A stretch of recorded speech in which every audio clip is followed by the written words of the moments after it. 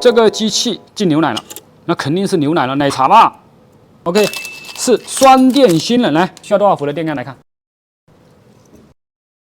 哎，这个机器是只要解决漏电就好了，能开啊，能开。你看它的目前的问题是漏电70，那等一下看一下能不能找到漏电的地方。这边有温度啊，所以呢，温度要么在这里面，要么就是把这个皮撕掉，应该是在这个地方。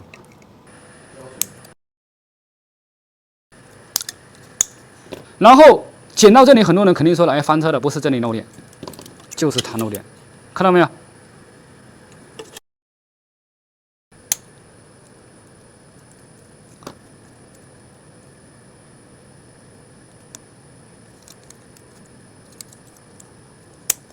漏电，是不是它？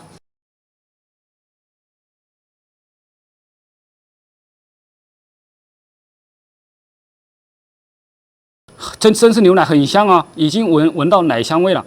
OK， 我们现在不做更换啊，直接做修复。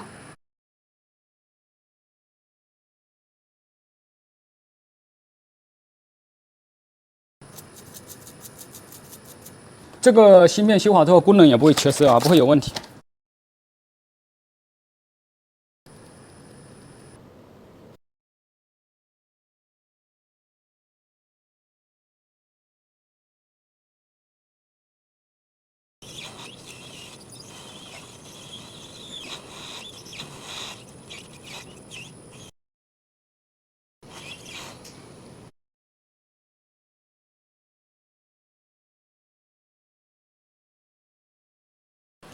OK 啊，然后其他地方还有漏电，我们暂时先不管啊。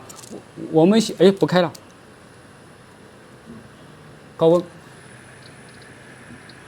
开了啊，不是高温，是电压低了啊。OK， 没问题啊。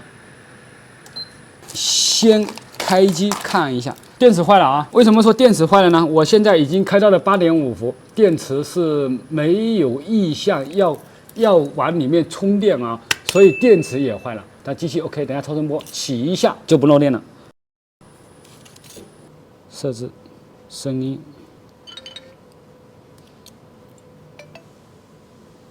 可以啊，没问题。